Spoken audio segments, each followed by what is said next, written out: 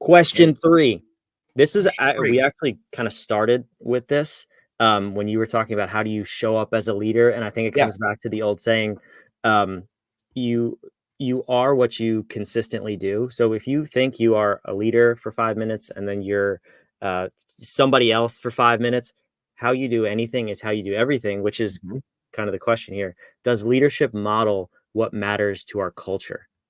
That's a doozy of a question. It's a doozy of a question Doozy. Tell me about that doozy. It's because, what we were just again, talking about. yeah. So we're looking at, and so that's it, right? If we ask the frontline employees, do they model what culturally we've all accepted is what is supposed to be happening?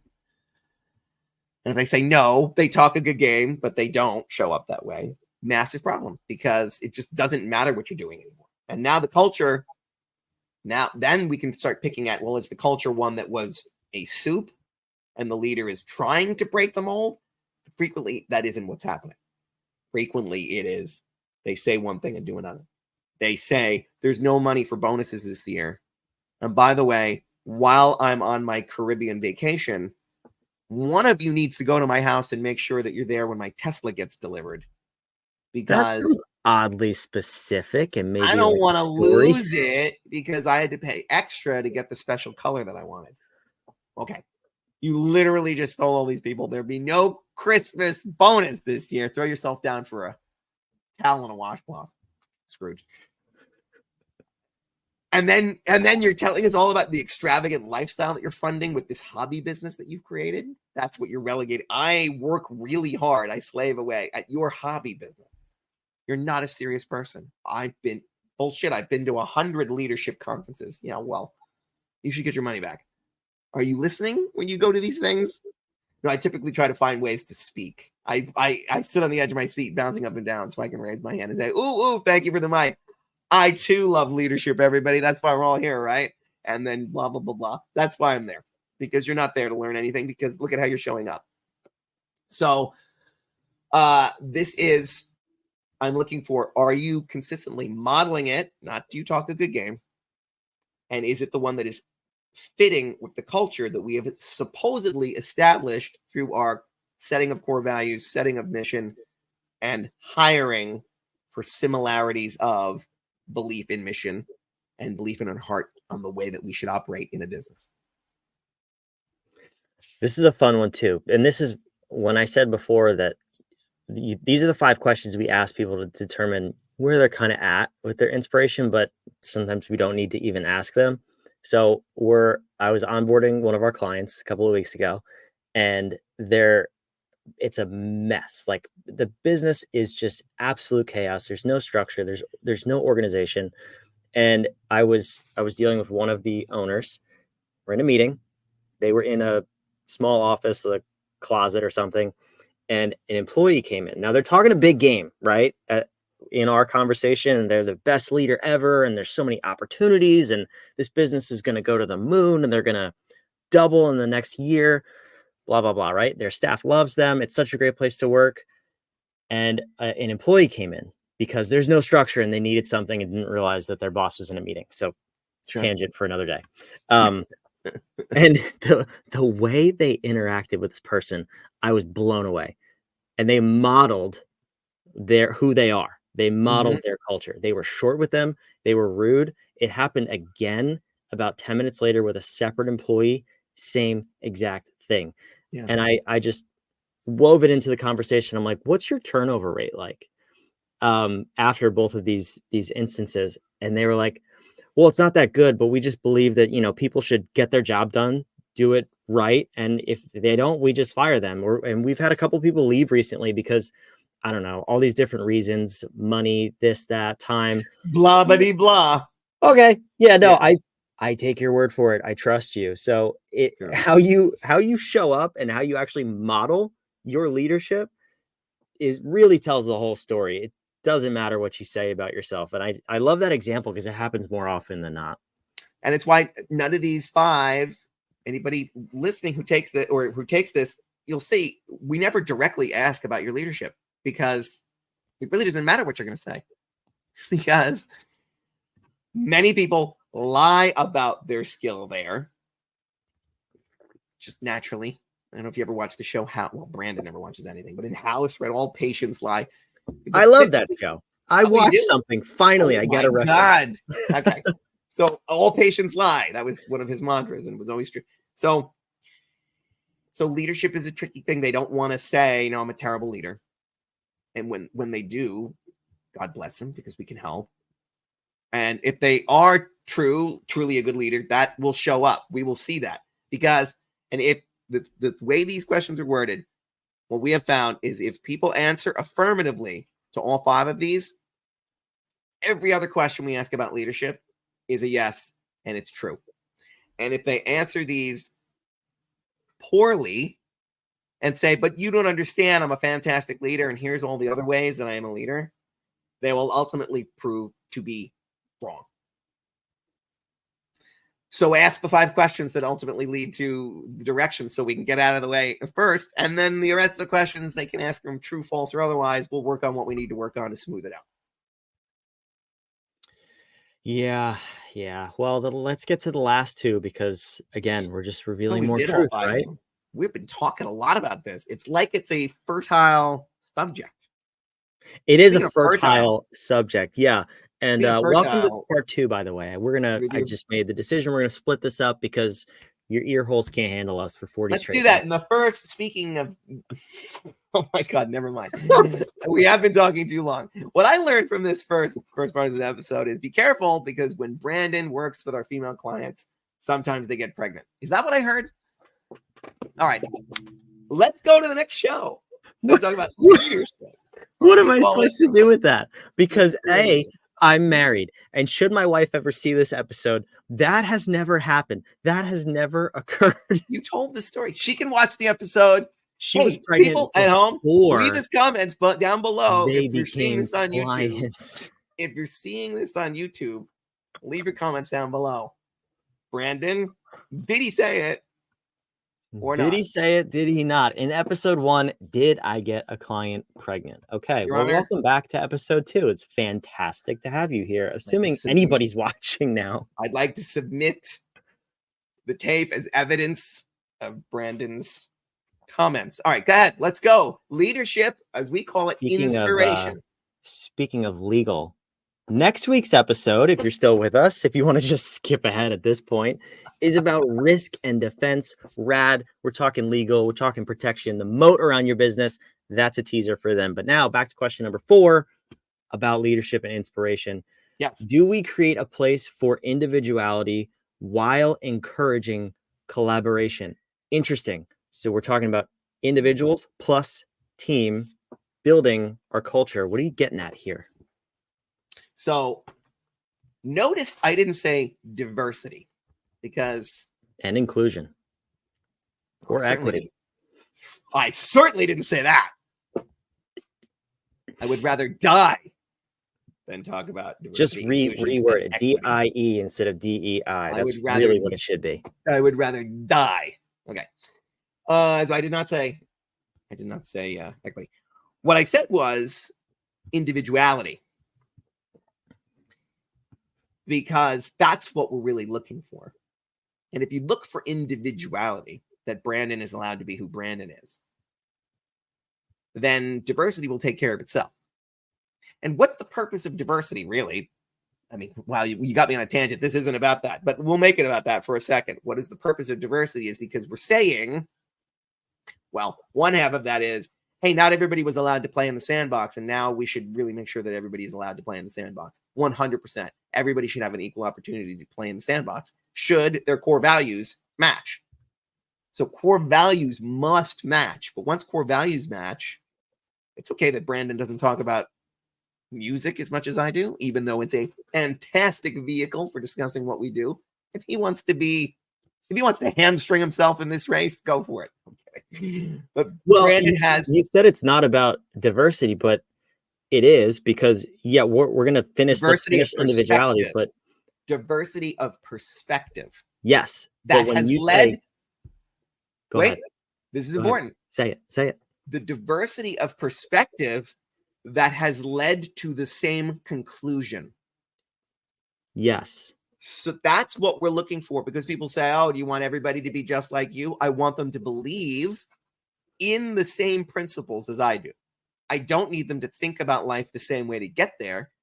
And I certainly hope they have a different perspective on it, because if we lived the exact same life, nobody's lived the exact same life, but if we lived a very similar life and always take the same paths to get to the same place, then I'm just doubling down on the same thought process that I already have. And why would I want that? I would hate that. It's the last thing I want. No, it's the second to last thing that I want. The last thing I want is to hire Brandon, because I think somehow he's had a diverse pathway, but he's led to a different conclusion, because isn't that the diversity we want? Everybody believes a different thing. No, because then you have people who think it's okay to overbill a client. And you have people so core value alignment must be there. Core value alignment is where I've come to believe in all of the sum total of my existence that these are true. These are unalterable, eternal truths. And I won't deviate from them at all because of my various life experiences. Oh, what were they? Well, I grew up in the Congo, and then I lived here, and then amazing. Because I got to those same conclusions by growing up in North Plainfield, being a Canuck, and then going to BU, and then becoming a lawyer, and then hating it. Oh, amazing. Much different paths, different ways of thinking about life. We came to the same conclusions and want to serve the same people. That is beautiful. And that is accounting for individuality of experience and thought process, leading to a conclusion that makes us a cohesive team. Which is the foundation for the second half, collaboration. So that's the argument that we're pushing back on, is based on the color of your skin does not influence your ability to collaborate. And as a matter of fact, that's the only thing you're hiring for. It really deters from collaboration, because you are wanting people, you're encouraging people to be different for the sake of being different. We're saying when you have that foundation of core value alignment and thought/perspective diversity, then when you collaborate, you actually make something that's beneficial to everybody and the organization. So that's really what we're pushing back on with the DIE, the DIE initiative, as you see companies dying left and right for incorporating this. Well, also because they're violating their brand promise. Right. Usually because this is a new thing that companies are doing. And so they're saying, now we need to hire a whole bunch of people, not keeping in mind their fit with the thing that we've already built. We're going to hire them with the eye towards something other than what our clients are paying for. And then what we have happen is we've hired a whole bunch of people at Disney, and now we've destroyed Marvel and Star Wars, and let's find the next 80s United States kind of centric thing that people are still holding on to. Destroy that thing too. I'm not angry about it or anything. I'm just seething with rage. Well, that's how we become Bud Light, because we forgot that we had an esprit de corps and a brand promise, and now we haven't been hiring for individuality while maintaining the core values and the brand promise. We threw that out the window. We said it's important, but we threw it out the window for something else. And then our clients felt the disharmony, the disjointedness of saying one thing and doing another. And now we left. That happens no matter where you are. And if you say, well, we like a combative nature, I don't want people collaborating. I want them fighting it out, and I want silos, and I think that churn is the best thing in the world, then we can't help you. That's fine. You can build that business. It's just not one that's going to have any harmony running through it. And so we're not going to work with you. Right. And so that's where we get to when we talk to those leaders, when they're staunchly opposed to hearing any of this and saying, no, I don't want any of that. God bless. I hope it works for you. I've never seen it work. So maybe you're the first. Maybe, probably not. I'm not holding my pants on for it. Blow my mind and come on the show. Yeah, please prove us wrong. All right, so enough about that. We've already gotten canceled because we spoke against the last DEI, question. whatever. So if you're still here, If Too we're good still to on be the canceled. internet, Too good to be canceled. too Go. too good. Does leadership place an emphasis on honest, emphasize that self-evaluation? We've hinted at this one too. You know why? And you know why this is last? See if you know me. See if you know why this is the last question in this one. It's so well. So the way that you take this assessment, all of these disciplines are on one page. So these 5 questions will be on one page. None of your answers are final until you hit next. So you want people to go through those 4 questions and be like, I'm a rock star. I'm a rock star. I'm kicking butt. Look at us go. Ah, shit. Okay. Maybe I should reevaluate and take just a second look at the way I answered those first 4 questions. And it happens every single time. And it's because how many times have we been going through those first 4 questions live with someone? Just like in where, oh, I've got an open door policy. Hey, what are you doing in here? Oh, yeah, your open door policy is if that door isn't open, don't come in. That's my open door policy, right? Unless that door is open. Right. We see them being disjointed. Oh no, I do this, this, and this. We're looking at the rest of the pages on their scores, and we're going, what? There's no way you're in the position you're in doing all that. And so then the last question is, do we really appreciate honest self-reflection, or do we avoid mirrors in the morning? Because, why reflect on anything? And yes, that is before you hit next, really, because we're looking at you. You gotta know. You haven't run a marathon in years. I mean, is Joey Donuts? What's the guy that eats the hot dogs? Is he an Joey athlete? Chestnut. If Joey's Chestnut's an athlete, then maybe you're an athlete because you're not an athlete. Let's have a little self-reflection here and understand the state of the world. Now we can fix it. Yeah.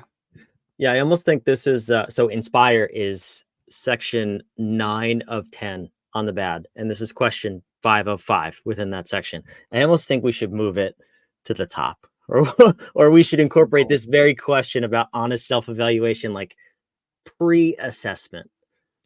But it's also fun to see it all fall apart right here. I want them to feel the weight of their lies piling up as they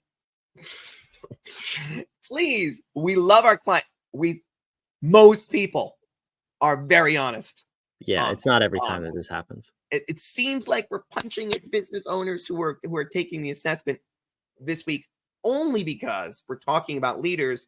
And when you talk about great leaders, you have to talk about the other side of the coin, which is when people are not great leaders and they think they are, they're not. And I'm okay with that because there's lots of things that, I solved one email problem the other day and I labeled myself a tech whiz now. Let's be honest though, not a tech whiz. Okay. So it's okay to misinterpret things. It's okay to think you're a great leader and think the problem is everywhere else in your business. And then we fix all that and then come back and go, you're the only thing we haven't fixed yet. Let's see if we can fix that too. Right. I'm totally cool with that. But it sounds like we're punching it because there are the times where then there is not an honest self-reflection. And just like the client you're working with now, Brandon, where we're hoping we will get to that place of honest self-reflection and turn it around. But if not, all the other stuff we're building is not going to last because they have no way to lead their organization in such a way that it will, the changes we're making will take hold, will proliferate. We would have to get to every one of their employees, have them band together to build a working culture.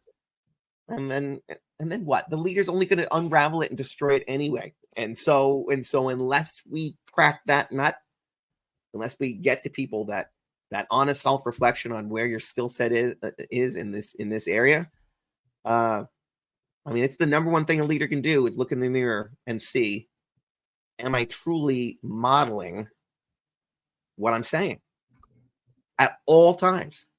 Because they are watching. I remember having somebody who underneath me, it was the first time that they were having people reporting to them. And they were like, What's the best advice you can give me in one sentence? Of course, I gave them like 30 because I can't shut up about it. But well, I remember one of the first things they said was, congratulations, you're now conversation at somebody's dinner table. I'm like, what do you mean? Is you think when the day ends that these people disappear and you go home to your story and you're telling your family about your perspective of what the day was like. But you now have 10 people reporting to you. They are all going to go home and talk about you and the things that you got right, but mostly about the things that you did that they think are wrong. And they're like, oh my God, that's terrible. Yeah, because they're watching. Just as a little reminder that as you're marching around here as the boss and you close the door and you think, that's over. No one's talking about me at all now because I'm not in the room. Not true. Not true. So, and those stories aren't kind if you're giving them ample fodder for being the villain. Sorry. Yeah. So these are 5 questions you should think about. You should answer with honest self-evaluation. And that's the thing. If we meet a lot of good leaders. Let me put that out there. We're picking on the bad ones. You already mentioned this. Tons of good leaders. It's 3 or 4 to 1, if not more than that, of people who are open to change, which is really what matters more than the honest self-evaluation. Because even if you go through this, you're a little delusional, and we can show you like you may have overscored. If you're open to changing that, if you're open to becoming a better leader and changing the structure of your company so it's more efficient for everybody involved and it's a better experience, we can work with you. But if you think, nope, I'm the best leader, I have the best company, I'm the bee's knees, you just can't be helped. And not by us, not by anybody, really. So you have to come to that willingness to change, whether it's about your leadership or your management style, whatever, before you can grow your company. It's true of anything. Yeah. That's how you know it's true, because it's true everywhere you apply it. It's true of your health. Get your blood work done. You don't yell at your doctor. Screw you, my cholesterol's bad. It's good. I'm going to just keep on eating what I'm eating. It can't be anything I'm doing. Somebody's putting bad cholesterol into me, right? Like, I don't believe what I'm seeing. Sometimes you got to step back and admit that there might be a problem and then make some changes. You're willing to do that? You can go anywhere. So, moral of the story, guns kill people, spoons make people fat, and the employees are always the problem. Is that what I'm hearing? That's what you're hearing. Don't forget that you got someone pregnant on the last show. Wait, what? Oh, anyway, enough of this. We already teased it. I don't know. That's why I stopped. He's like, that's why I stopped the recording, so I didn't have to hear it again. I actually deleted that episode, so we only covered 3 questions. No, I'm just kidding. But yeah, so we're going to talk about RAD next week: risk and defense, risk assessment and defense, and that is the moat around your business. It's your, people say, put legal here. What else do we put in RAD? We should tease this because it's such a boring topic, but it's so essential. It's not a boring topic. So RAD is the discipline of thinking about the external things that are hunting you 24/7. Oh my gosh, what do I mean by that? Cue the dark music. I mean, you have now built something glorious. At this point, if you've gone through the entire architecture with us, or you haven't, and you're starting here now with us, you've built something. It's your baby. It's beautiful. It's alive and breathing in the world. Well, the world is coming for it now. And by the world, I mean, there are legal requirements that you have to follow. There might be compliance issues around certain aspects of your business. You have insurance requirements to make sure that you're protecting yourself with all kinds of clauses there that are appropriate. You might have, you've got just on a legal standpoint too, you've got contracts and JV agreements and all kinds of stuff. You have trademark protection. You might have patents on some of the things that you have value in. You might have, you certainly have tax obligations and things that you need to do around your money. You have competition that's coming for you constantly. You have supply chain issues that might crop up. These are all the external pressures that you have no control over, but could impact you negatively and severely and close your doors. You need to protect yourself against that. And this isn't training you up so you can be an armchair lawyer. with a chat GPT account and you're going to be good. We're not talking about that at all. But we are talking about the team. Think of them as knights inside the castle that you've built. And so there is legal protection that is a moat around you. And then there are the knights that you have inside your castle. Well, the three layers of protection are, first, building something that is unassailable, either because you have so many years of experience, you have something unique about you. This is the unique value proposition that you have. That puts your castle in an inhospitable place. You got to get across a marsh to get to you. That's step one, to protect. Second thing is the moat.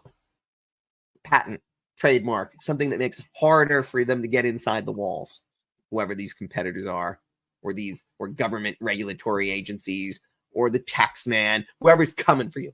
And then the last spot is the people that you have inside the walls. I don't mean they have to be direct reports, but they could be vendors. And these are people who give you all kinds of advice and guidance on all things. Coaches for strategy and operational help, financial people, an accountant, lawyers, insurance broker, all the kinds of people that you can enlist as aid in order to protect you. That's what we're going to be talking about next week. It is incredibly powerful. It can be boring, but it's scary.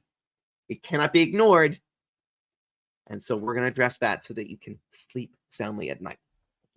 It was boring, but then you brought in medieval times with knights and castles and moats, and now it sounds a little bit exciting. I wonder why we did that. Yes.